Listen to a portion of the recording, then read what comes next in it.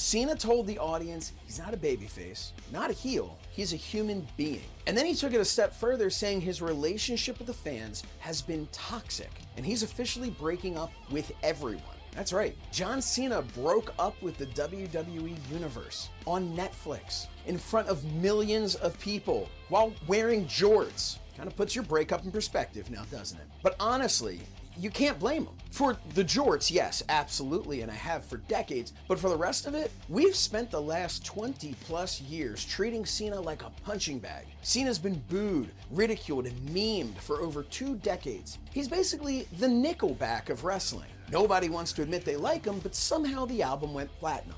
And now that he's had enough, fans act shocked that the guy who carried the company for a decade might be a little fed up. Well, buckle up, folks, because we've officially reached the Taylor Swift breakup album phase of his career, which I hear will still feature the trademark. And if this promo felt real, it's because it was real. You will never be able to convince me that Cena sucks chants didn't bother John Cena. Of course they did. They had to have.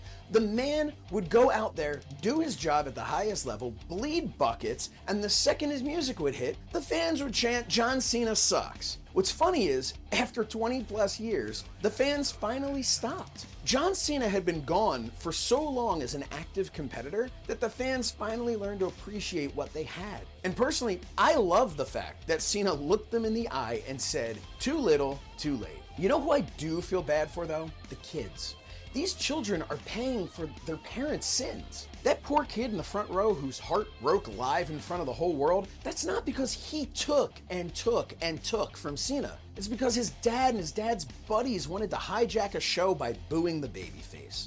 So what's next for John Cena? Does he ride off into the sunset at the end of this year, raising the proverbial middle finger to the WWE Universe? Or does the WWE Universe get down on their knees and beg for forgiveness? It remains to be seen, but one thing that's for sure is it will be a long time before the WWE fan base treats a WWE superstar with the same disrespect they showed John Cena. What's that? They've turned on Jey Uso? Well, that feels right.